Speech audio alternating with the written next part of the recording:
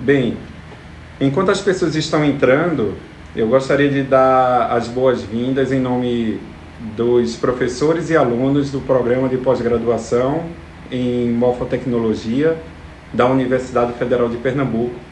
Essa é a nossa primeira live, né? Muita gente tem me perguntado o que é que significa esse nome Morfotecnologia, e eu gostaria de falar que a morfotecnologia são as novas tecnologias que são utilizadas na área morfológica, que é a biologia celular, histologia, embriologia e anatomia. Então, desenvolvimento de novos fármacos, desenvolvimento de novas metodologias e de inovação tecnológica na área de morfologia é o nosso objetivo. Vou ser mediador dessa live. Meu nome é Geimerson Vieira, sou professor do Departamento de Histologia e Embriologia da UFPE e membro também do programa de pós-graduação. E vou convidar a professora Cristiane Moutinho, que também é professora da UFPE, do Departamento de Antibióticos. A professora Cristiane, ela é bióloga, tem doutorado e pós-doutorado em biologia celular e com ênfase em imunologia. Eu acho que ela vai entrar, está conectando. Agora foi. Tudo bem, Agora foi. Cristiane? Como é que Olá, boa noite a vai? todos. Tudo jóia. Está tentando ver se facilita um pouco o processo de aprendizado, especialmente em imunologia, que às vezes não é tão fácil para algumas pessoas, para que a gente possa entender um pouco sobre a doença de forma mais científica, de forma mais focada em resposta imunológica, para que as pessoas possam compreender o quanto que a imunologia está inserida dentro da Covid-19. Ótimo, isso mesmo. Então, a gente pode começar a nossa live, vai durar mais ou menos 40, 50 minutos, e falando do vilão, né? Que é o SARS-CoV-2, que é o coronavírus. Você podia falar mais ou menos, de uma forma geral, para apresentar esse novo inimigo atual? Falar um pouco sobre a questão do vírus, é preciso que a gente compreenda que, na verdade, essa cepa em particular, ela é desconhecida. Desconhecida no que se refere a todo o processo, tanto de infecção na célula hospedeira, como todo o seu desenvolvimento, o driblar aos checkpoints imunológicos e por aí vai. Porém, ele tem 80% de homologia com o vírus SARS-CoV, que alguns artigos trazem SARS-CoV ou SARS-CoV-1. Aí depende do artigo, até mais ou menos em fevereiro, os artigos só chamavam o agente etiológico da SARS como SARS-CoV. De março para cá eu tenho lido papers trazendo o nome SARS-CoV-1, porque o da Covid-19 está sendo chamado de SARS-CoV-2.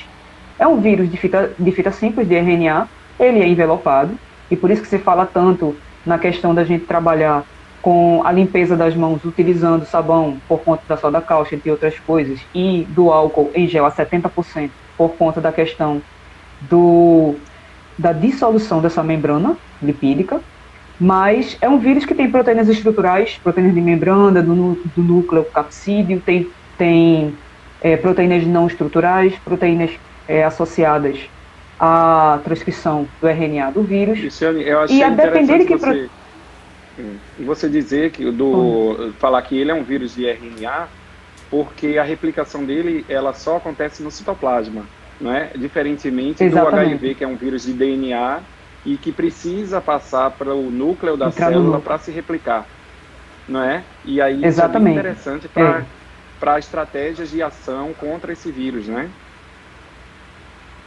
Os artigos mais recentes, recentes que eu falo, especificamente final de março e primeira, segunda semana de abril, a gente sabe que a gente fala de artigo recente, mas a gente sabe que esses artigos eles são submetidos a revistas e levam um certo tempo para serem avaliados por pares e serem publicados. Tá? Então pode ser que esses artigos tenham sido feitos em dezembro, em janeiro, mas estão saindo agora. E esses artigos mais recentes têm trazido o papel dessas proteínas não estruturais, dessas proteínas associadas à replicação do RNA viral, como proteínas extremamente importantes, tanto para driblar os checkpoints imunológicos, como também para o estabelecimento da resposta imunológica mais severa.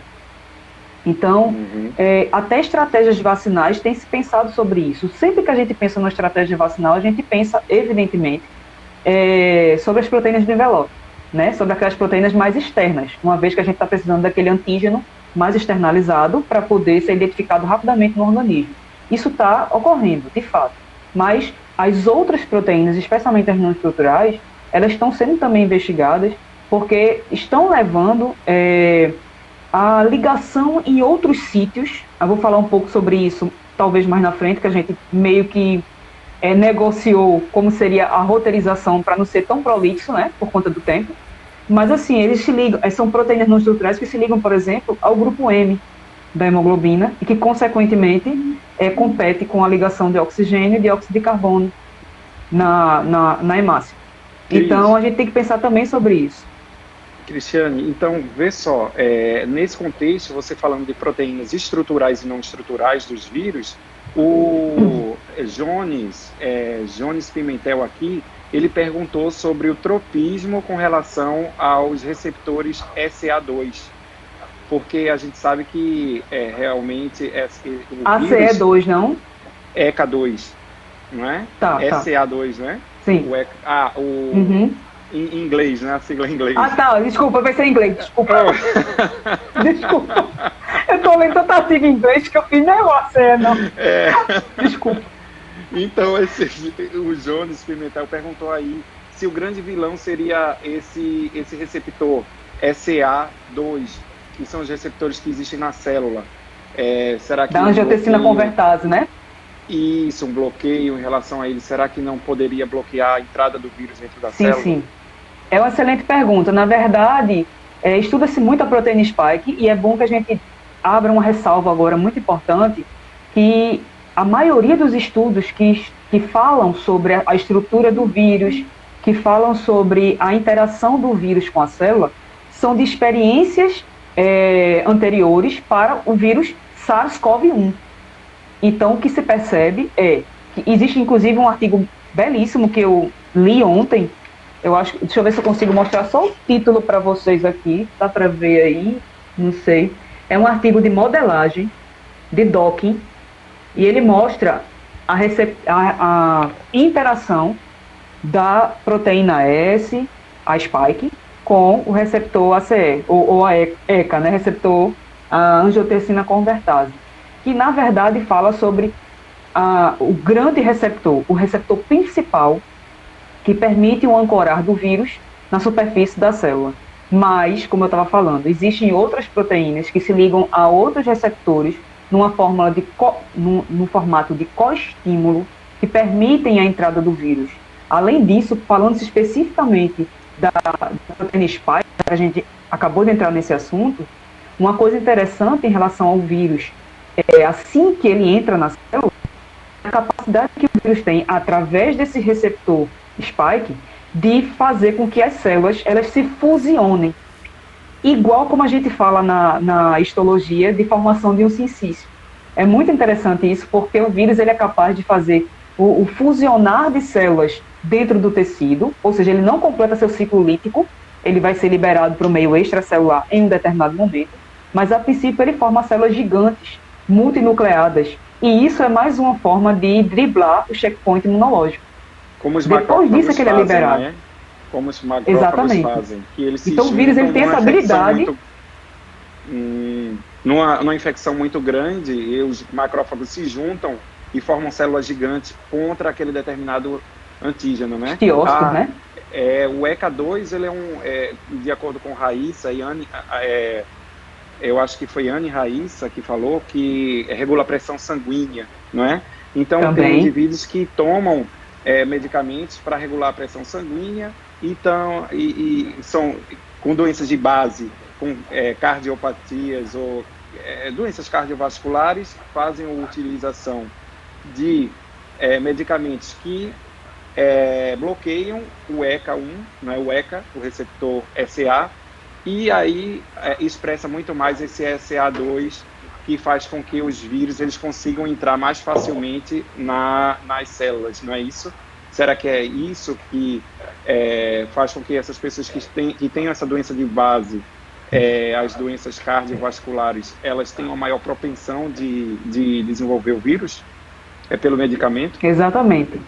Além disso, exatamente o que você falou, além disso, as pessoas mais velhas, elas também expressam mais essa angiotensina convertase. E aí, por conta disso, que a gente também tem, entre outros fatores, evidentemente, quando a gente fala de diabetes, a gente fala do indivíduo que ele tem muita hemoglobina glicada no seu sangue, isso vai permitir também a severidade da doença, mas é exatamente isso, a questão da gente perceber que as células, elas possuem mais receptores, que são receptores principais de admissão da ancoragem do vírus e subsequente parasitismo desse vírus nessa célula hospedeira. Então, pegando esse gancho aí, Cristiano, você poderia explicar melhor para a gente esse processo inflamatório da infecção a partir do momento em que o vírus entra no nosso organismo? O que é que acontece com a resposta imune inata e a resposta imune adaptativa? Não é? O que é que o vírus, quais são os principais aspectos do sistema imunológico com relação a esse Covid-19? Agora vocês vão ter que aguentar que o negócio é grande. A conversa é longa. Eu vou tentar ser sintética. Mas a sua pergunta foi, resuma em 5 minutos a Covid-19. Foi isso que você acabou de perguntar.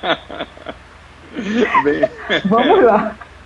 Na verdade, vamos partir daquele ponto que a gente acabou de parar de falar, a respeito de que o vírus ele entrou na célula hospedeira, ele teve tropismo por esse epitélio. Cabe aqui uma ressalva, de que se ele tem um tropismo por um epitélio de revestimento, a gente sabe, aí o senhor é que manda nessa história, né, histologista, a gente sabe que os epitélios, eles têm a capacidade de revestimento, né, de mucosa. No caso especificamente dos alvéolos pulmonares, eu não vou nem entrar na questão de intestino, de outras coisas. Né? Vamos focar no pulmão, porque senão a coisa fica longa demais, né? Mas assim, nesse epitélio dos alvéolos pulmonares, sabe que é um epitélio simples, que está associado a um tecido conjuntivo subjacente riquíssimo em respostas imunológicas, em células e proteínas imunológicas, né?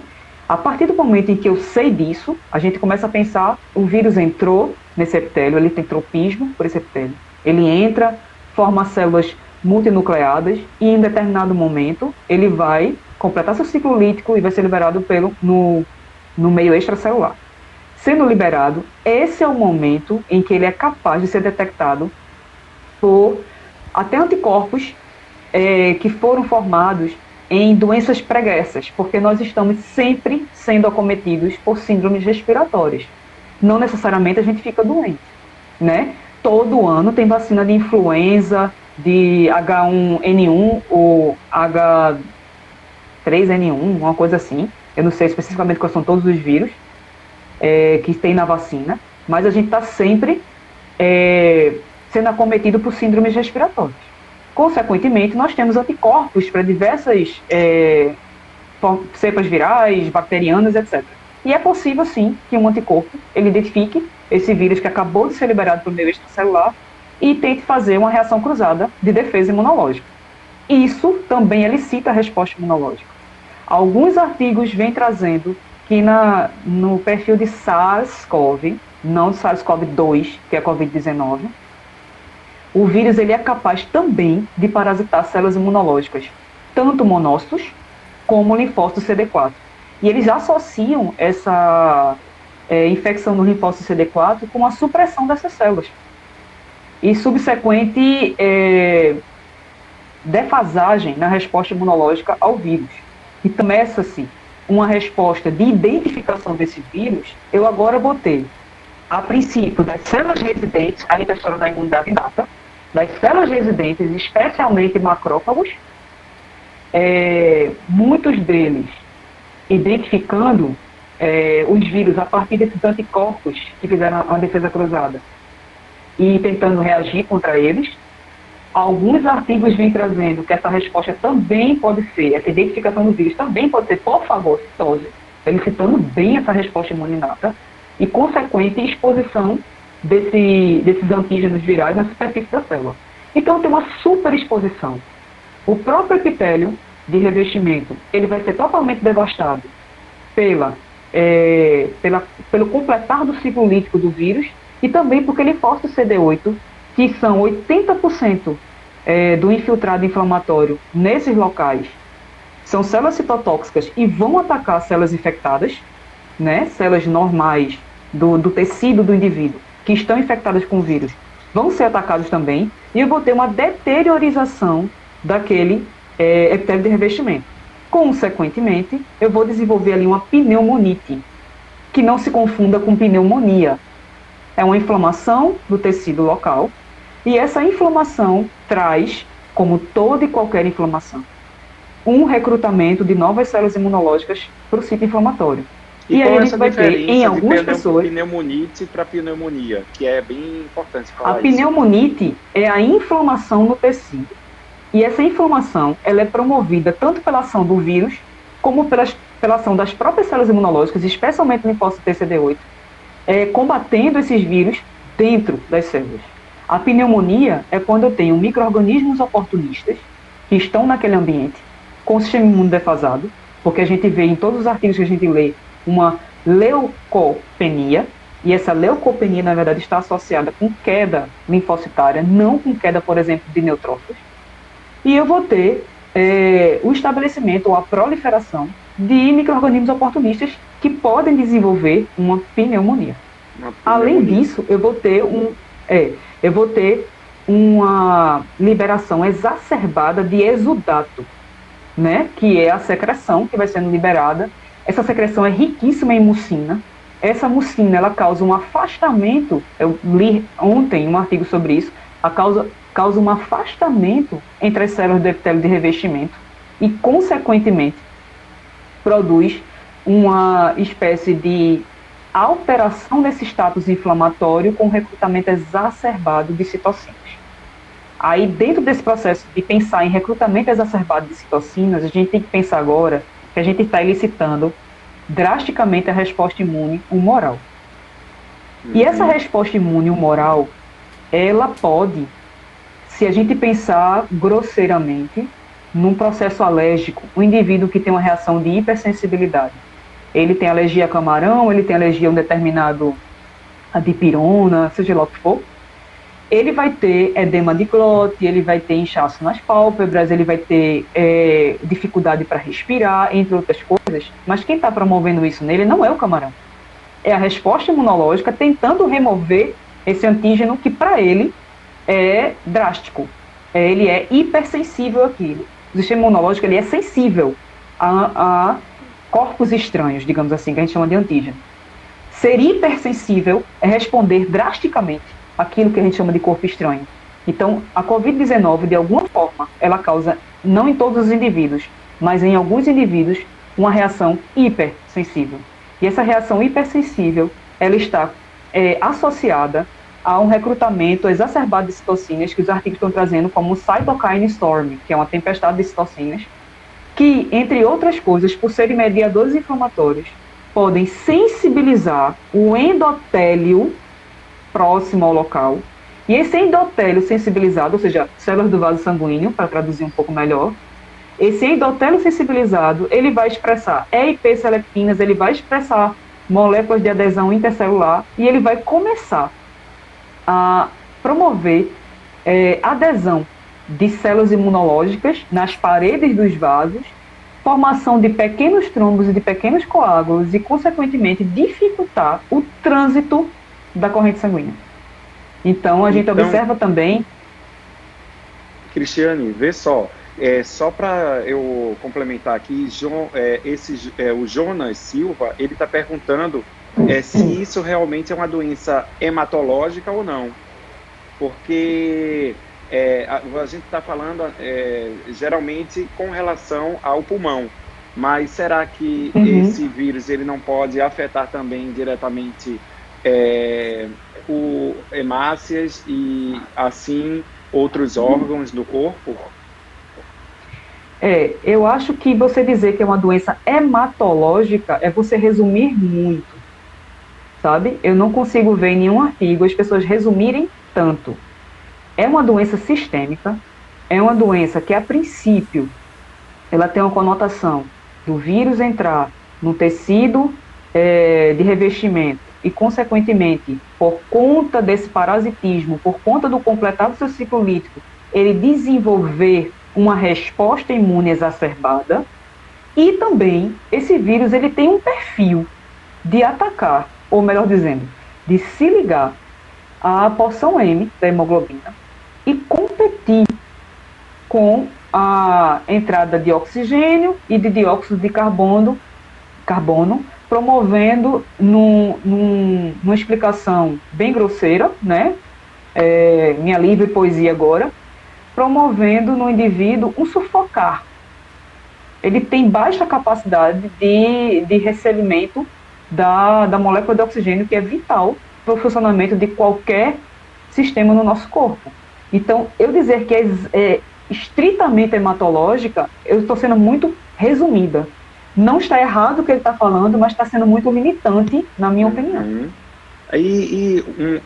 Eu vi uma pergunta bem interessante agora de Chau Elias. Né? Ela pergunta, ela fala, professor, alguns artigos apresentam que o tocilizumab, que é um medicamento imunossupressor de anti-interleucina 6, tem funcionamento com pacientes críticos, justamente combatendo a cytokine storm, que é a chuva de citocinas, né? Como a senhora vê isso? Ela pergunta.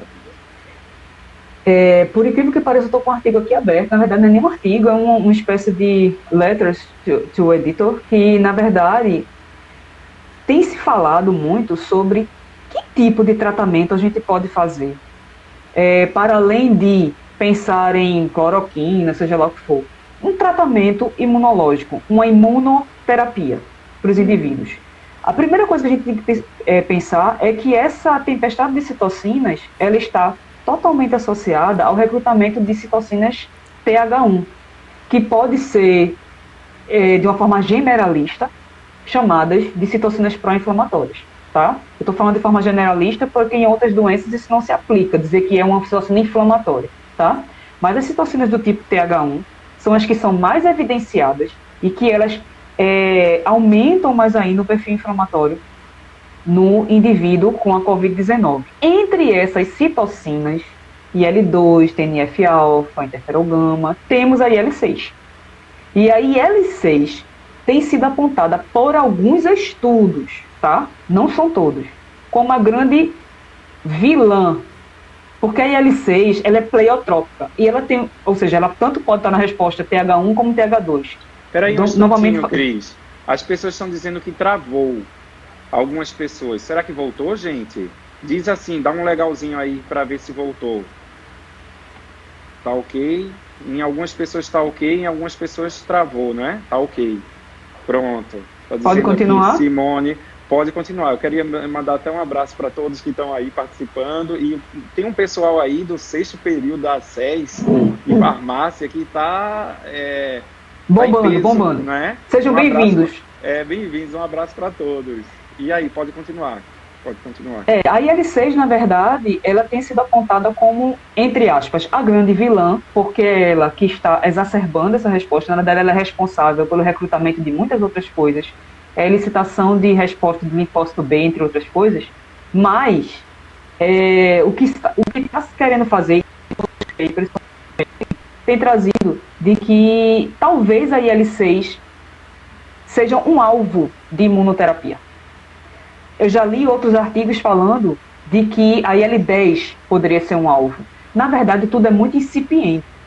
Tudo que se conhece até agora tem a ver com o SARS-CoV-1, não com o SARS-CoV-2. Provavelmente em maio ou junho, a gente já vai ter dados mais consolidados do SARS-CoV-2, por conta das experiências da China, da Itália, do próprio Estados Unidos, que já está agora numa quantidade excessiva de casos. Então, esses países desenvolvidos eles têm uma tecnologia e grana para trabalhar suficiente, então eles provavelmente estão publicando, estão produzindo trabalhos tanto in vitro como em vivo, de alta qualidade, e consequentemente vai ter mais subsídios para falar sobre isso. Mas a IL-6 é uma espécie de imunoterapia. Certo. Então quer dizer que essa doença, ela as consequências realmente drásticas dela é por uma exacerbação do sistema imunológico, não é isso? O que se diz é que quando a doença ela sai de grave para severa, sim, para sair de grave para severa, estão culpando o sistema imunológico do indivíduo. Entende? Mas aí cabe também uma ressalva de que, assim, não são todas as pessoas que desenvolvem essa resposta drástica e ela não tem um fator único. A pessoa que tem determinados índices ou títulos elevados de tal ou qual coisa no sangue é que vão desenvolver a doença severa. Na verdade, ainda não existe uma padronização de resposta imunológica para ser prognóstico ou diagnóstico de alguma coisa.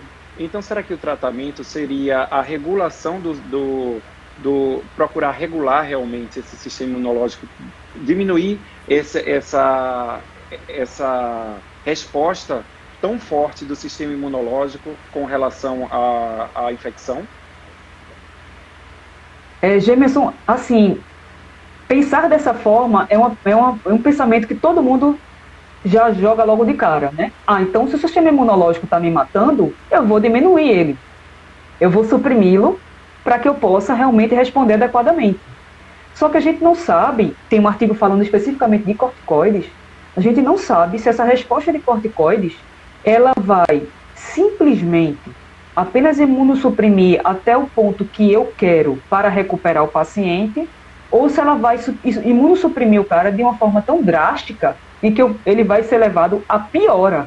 Porque observe uma coisa, o sistema imunológico ele está exacerbado, mas ele está defendendo. E fique muito claro isso. Ele está identificando o antígeno, produzindo resposta contra ele de remoção e subsequente memória imunológica. Qual o tipo de fármaco que eu tenho que utilizar? É um fármaco que me dê condições de manipular aquele paciente. Então, se vocês lerem com calma determinados estudos científicos que já existem, alguns clinical trials, já existem, se vocês forem ler com calma, vocês vão ver que o procedimento no hospital, e aí foi bom você começar a live dizendo que a gente não vai detalhar a parte clínica, porque a gente não trabalha com esse tipo de coisa, mas os clinical trials têm trazido o quê? Os médicos têm inoculado os indivíduos, têm introduzido os indivíduos a azitromicina, por conta daquela pneumonia, tem introduzido, em alguns casos, a cloroquina, porque ela tem algumas ações, tem 3 vias de ações especificamente, e também uma pequena quantidade de anticoagulante. Então, isso está virando consenso já. Então, na verdade, é um tratamento que ele tem várias associações e que ele está muito atrelado à característica individual de cada um. Esse é o grande desafio da Covid-19, porque parece que cada pessoa responde de uma forma diferente. A gente pensa assim, vamos falar especificamente dos anticorpos que são desenvolvidos. O cara assintomático, ele vai produzir anticorpos rapidamente, porque ele resolveu logo a doença. Ele nem desenvolveu a doença, na verdade. Então, ele tem muitos títulos de anticorpos, ele tem um sistema imunológico maravilhoso, e o cara que foi internado, que ficou na UTI, que passou 30 dias naquele hospital, ele é um cara fraco. Não necessariamente ele pode raciocinar dessa forma, entende? Porque os artigos têm trazido para o SARS-CoV que, em alguns indivíduos, tem uma massa falando sobre os anticorpos neutralizantes, que eles fizeram pesquisas ao longo do tempo para SARS-CoV. E eles mostraram que, de 123 pacientes, 10 simplesmente não tiveram título nenhum de IgG. Outros 2 extrapolaram a curva do reagente.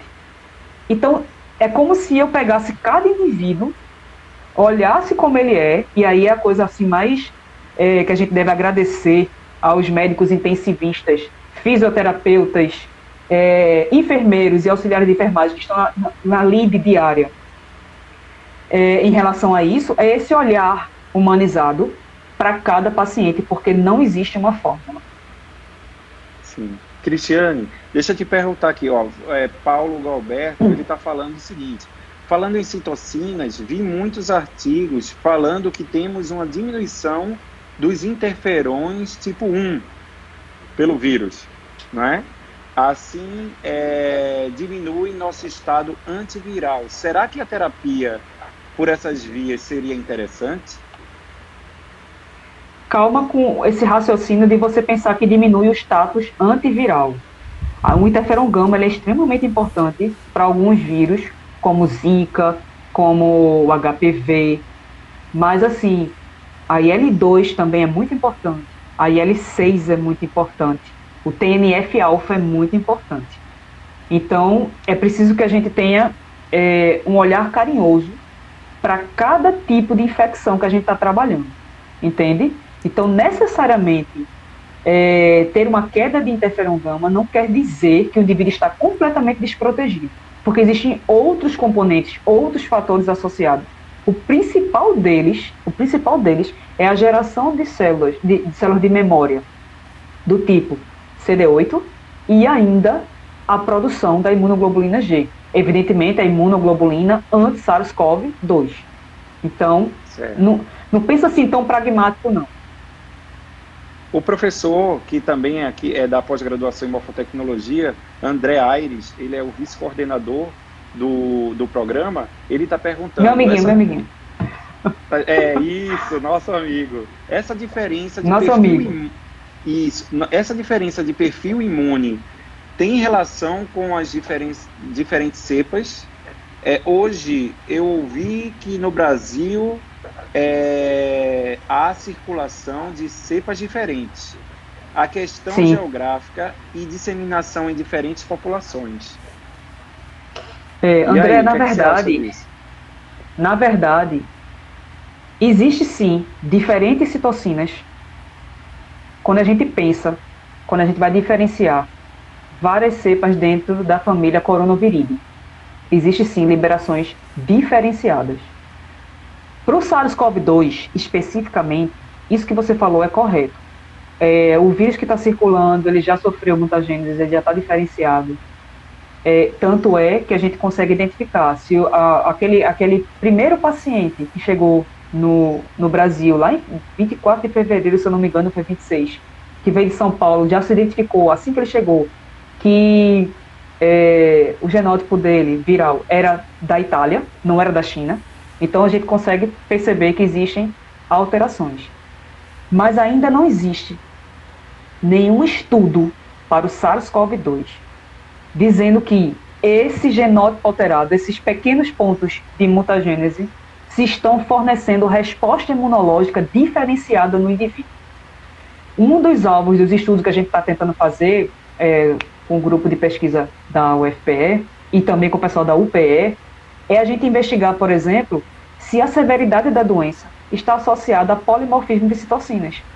Então, a gente está tentando, o Valdir está tentando mapear essa diferenciação, porque no Brasil, em particular, muitas pessoas mais jovens estão sendo levadas à fase moderada e severa da doença, e está tentando se investigar se existe algo na população que pode promover isso. Entre outras coisas, pensando especificamente em imunologia, a gente está tentando ver se existe polimorfismos em citocinas, e isso pode levar à severidade. Mas não existe ainda, André, nenhum trabalho que possa enfatizar isso que você falou, que a mutagênese está associada com a severidade da doença em determinadas pessoas.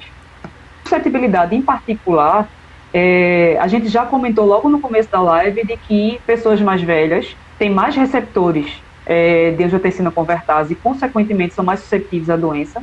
E existe uma coisa que a gente acabou não falando, que é a questão de por que crianças são assintomáticas. Isso. Né? E aí, na verdade, o que a gente percebe é que, além desses indivíduos mais velhos, eles possuírem mais receptores, eles possuírem comorbidades, uma vez que nosso colega acabou de falar, posso chamar isso de doença hematológica, porque realmente há um comprometimento do grupo M, etc., a gente tem que pensar que os indivíduos mais jovens, eles não tiveram históricos de contato com outras síndromes respiratórias. Consequentemente, eles não têm uma reatividade tão grande à doença. Isso eu li especificamente num paper falando sobre a questão de que é preciso que a gente compreenda que os mais jovens, as crianças, elas estão desenvolvendo o seu sistema imunológico. Os mais velhos têm muitos anticorpos de outras síndromes, daquela vacinação anual que a gente faz também, e, consequentemente, eles podem ter uma resposta cruzada mais ávida do que as crianças. entende? Então, a partir do momento que elas estão montando o repertório delas, elas meio que vão identificando aquele vírus e desenvolvendo a resposta para ele. Porque se a gente parar para pensar, o SARS-CoV-2, ele não é um vírus que tenha conotação de letalidade. Pensando-se especificamente no mundo, e aqui em particular, eu acho que Recife está em 5,3%, uma coisa assim, o nível de letalidade. Então, 80% das pessoas vão ser assintomáticas. A verdade é essa. De 10 a 15% vão ter sintomatologia leve a moderada. Só aqueles 5% é que vai realmente entrar para a severidade. Então, o vírus ele não tem esse caráter de letalidade. Ou seja, em tese, em condições normais de temperatura e pressão, nós somos capazes de montar uma resposta imunológica eficaz, identificar, remover e montar memória. Inclusive, tem artigos mostrando para SARS-CoV que depois de 11 anos ainda identificaram linfócitos T-CD8 de memória contra o vírus. Então é possível montar essa resposta. SARS-CoV-1. SARS-CoV-1. Na China, né, de 30 a 60% das pessoas, elas Você chegou a ler? Pois é. Pois é. Elas são imunes ao SARS-CoV-1. Né? Imunes não, pois elas apresentam GG. Né? Agora, Cristiane, tem uma pergunta aqui de Madu Alencar e da professora Rosa Valéria, que também é do programa de morfotecnologia da pós. E aí eles perguntam que se o tipo sanguíneo ele poderia ter alguma influência no grau da doença. Tem uma única influência. Com doença. Só tem uma única influência. A maioria da população do planeta Terra é tipo A. Esse é o grande porém. Porque se fala assim, pessoas do tipo O são pessoas resistentes à Covid-19. Você já deve ter lido isso e deve ser essa pergunta da Rosa. Na verdade, isso foi jogado na mídia. E se a gente parar para pensar, e sabe quem me alertou isso? Foi uma grande amiga minha, Karen. Ela trabalha na Biolab, né? Ela é empresária. E ela falou assim, tá, Cris, beleza, mas a gente tem 70% da população mundial tipo A. Eu fiz, pois é. Entende? Então, por isso que tem muito essa correlação, que o pessoal do tipo A tá adoecendo mais e tal. Sim, porque tem mais gente. Não tem outra explicação, não tem outro artigo científico que traga absolutamente nada em relação à tipagem sanguínea. Agora, até hoje, né, gente? Sei lá, se de repente amanhã publica. Né? A Alane Raíssa, ela pergunta, professora, qual a sua opinião sobre a campanha de vacinação da gripe no Brasil que está sendo feita agora? Especificamente, na campanha de vacinação nacional, infelizmente somos um país em desenvolvimento. Vamos parar para pensar logo assim, tá? Todos os países observaram como é difícil ter uma dependência da China. Já começou por aí. Para comprar EPI, para comprar respirador e por aí vai. Eu acho que essa doença também surgiu para que a gente ligasse assim, aquela lanterninha, professor Pardal, né? Poxa, quer dizer que se a China não me der, eu não funciono? A gente não tem insumos para poder rodar os exames PCR, a gente não tem os insumos para poder fazer o teste rápido. Esse teste rápido ele tem 75% a 80% de eficácia. Ainda tem mais essa, certo? Então, assim, pensando especificamente na campanha de vacinação nacional, é o que tem para hoje. Vacinou-se os idosos naquela agonia, aquelas filas enormes, mas, graças a Deus, temos o Butantan para fazer isso por nós. Biomanguinhos, entre outras coisas. Mas, infelizmente, enquanto a gente não tiver uma política que acredite naquilo que está sendo jogado na nossa cara, me permita essa expressão, que é a importância do SUS, a importância da saúde pública, porque é muito difícil explicar saúde para gestor, né, de outras áreas, a gente não vai ter uma campanha eficiente, uma cobertura que valha a pena. Mas o pouco que está sendo feito, a gente tem que valorizar e dizer que realmente, pelo menos, está sendo feito, né? A grande maioria foi vacinada, mas a gente sabe que não foi todo mundo. Pois é. Deixa eu continuar aqui, que são muitas perguntas, né? E aí eu achei... E eu não consigo ler nada. Certo. Eu achei aqui que Elaine Alencar, ela fez uma pergunta aqui interessante. Crianças diabéticas também fazem parte do grupo de risco? Sim, por conta da hemoglobina glicada que elas têm. A gente já explicou essa história da hemoglobina.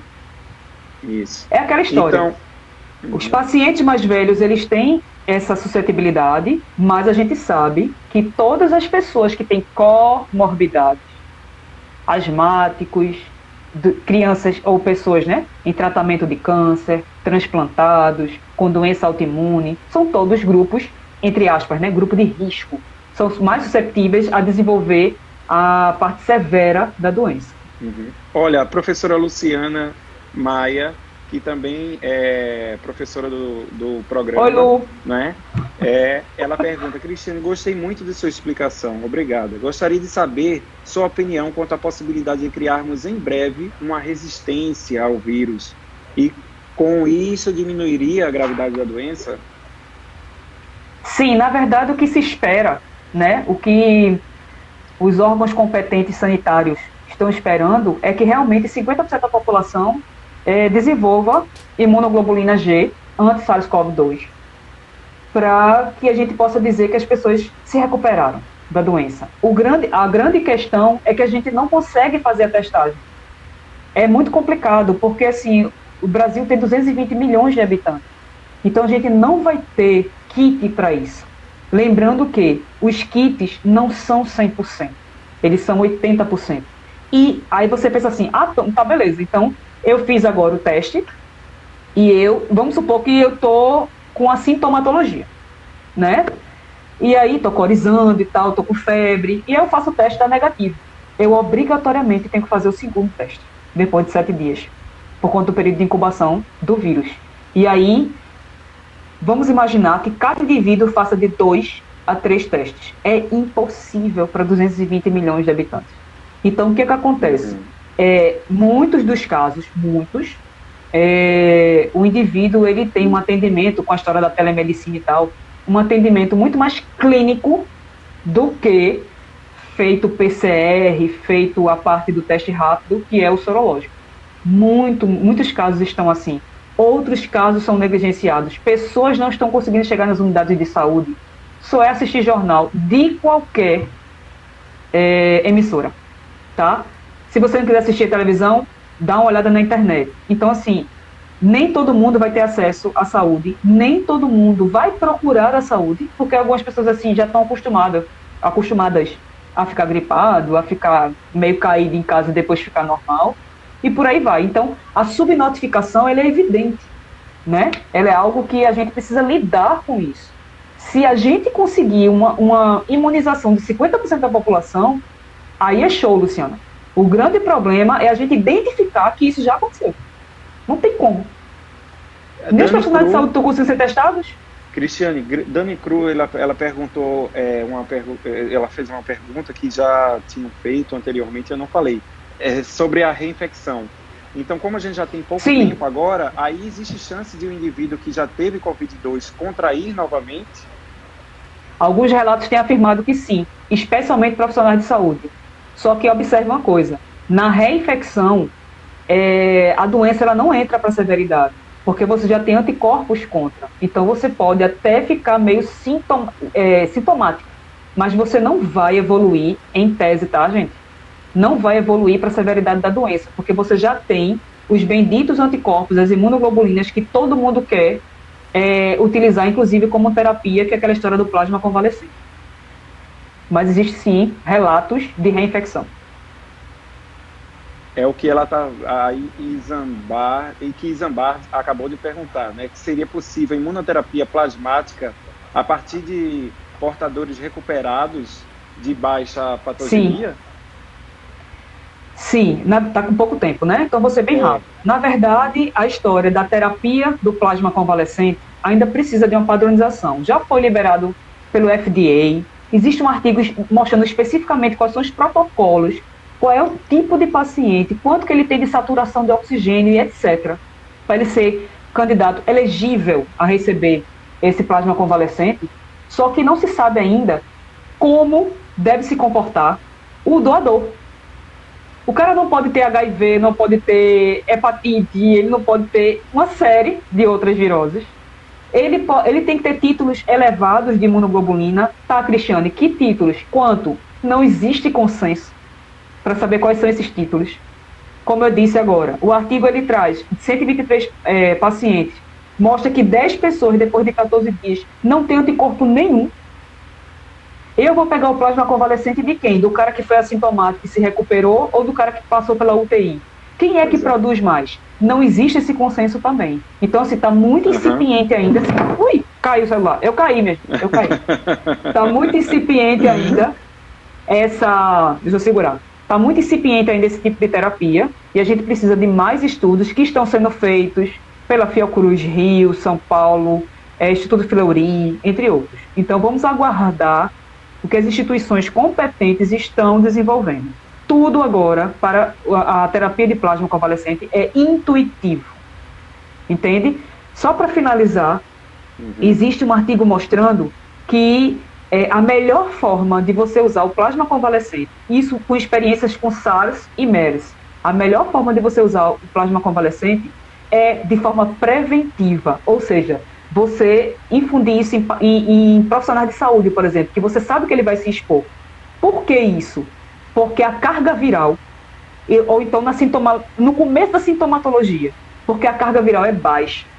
Entendam que a IgG ela vai ter a função de neutralizar o vírus se eu tiver no indivíduo com a carga viral elevadíssima. Então esse artigo ele traz uma defesa dizendo, olha, quer usar o plasma convalescente? Use, mas você use no indivíduo que precisa se prevenir, então é o profissional de saúde ou o indivíduo que está há 7 dias do início da sintomatologia. Ele não recomenda para o indivíduo que está convalescendo lá na UTI. Essa é a bronca, porque a carga viral está elevadíssima. Bom, mas aí é o artigo que está falando, não sou eu. É muito interessante, Cristiane, a gente tem muitas perguntas aqui, as pessoas realmente estão muito interessadas em saber. Seria muito interessante até se a gente pudesse fazer uma outra live para poder responder a tantas perguntas, mas assim, eu gostaria de agradecer a você pela sua presença, pela sua disponibilidade, em nome de todos os professores e alunos do programa de pós-graduação em Morfotecnologia da Universidade Federal de Pernambuco. E dizer, gente, que essa live eu vou salvá-la, né, e vou tentar colocá-la de uma forma, não só nos stories, mas também no feed, né, do programa. Então, do @Morfotecnologia UFPE. Então, eu agradeço muito, Cristiane, pela sua presença. Gostaria de falar alguma coisa? Sim, antes de mais nada agradecer, né, particularmente a você, que é meu amigo do peito, que eu adoro, ao programa, né, pelo incentivo a esse tipo de debate. Nossos alunos precisam muito disso, precisam, muitas das vezes, observar a gente estudando, a gente debatendo sobre coisas científicas, a gente explicando, né, mastigando um pouco os artigos, para que eles se sintam até abraçados em relação a isso, porque a gente cobra tanto do aluno, né, e de repente eles veem que a gente também está estudando muito, que a gente está trabalhando muito em cima disso, e dizer que, na verdade, a gente tem que ter esperança, vai dar certo, a gente vai ficar bem, a coisa vai passar, né, tudo é um aprendizado. Eu estou à disposição para responder qualquer coisa. Se tiver alguém na live que viu artigos que tem uma conotação diferente do que eu falei, eu peço desculpa, mas tudo que eu falei aqui realmente foi estudo que eu estou estudando desde março, porque eu estou escrevendo muito projeto científico em relação a isso, e eu estou à disposição para essa pessoa, para a gente conversar, né, para a gente discutir sobre isso. E eu estou lá no departamento de antibióticos, não agora estou em casa, né? A gente não pode ir para a federal. Mas assim, eu estou lá no departamento de antibióticos à disposição. E qualquer outra coisa, eu estou à disposição também da UFPE e do programa de pós para falar um pouquinho do que eu sei, tá bom? Muito obrigada mesmo pela confiança e pelo convite. Muito obrigado a você pelos conhecimentos, né, que tem passado em algumas outras lives também que eu tenho visto.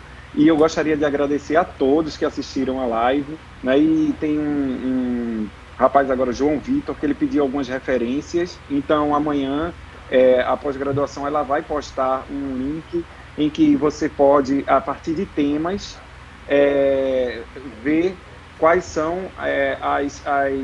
as relações entre aquele tema e o Covid-19. Então, existe o 4Point, né, que é uma base de dados, eles fizeram uma assessoria, eu acredito, que sem fins lucrativos, que pegaram todos os artigos relacionados ao Covid-19 e eles compilaram todos em temas. Que massa! Então, que amanhã, massa. no feed, eu publico, né, e coloco lá o linkzinho para pegar todas as referências que têm relação com o Covid-19 e em diversos temas. Então você aperta lá, é tão interessante, Cristiane, você aperta lá no HIV, então HIV, tudo de Covid e HIV.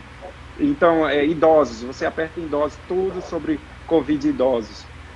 Então, todos os temas relacionados ao Covid-19, é muito interessante. Então, vou deixar lá, tá bom? Muito obrigado a todos, boa noite e obrigado, Cristiane. Um beijo para todo mundo, fiquem com Deus, fiquem seguros e fiquem em casa. Isso, fiquem em casa, por enquanto, sim, por favor. Um abraço, gente. Tchau, obrigado. Tchau, tchau.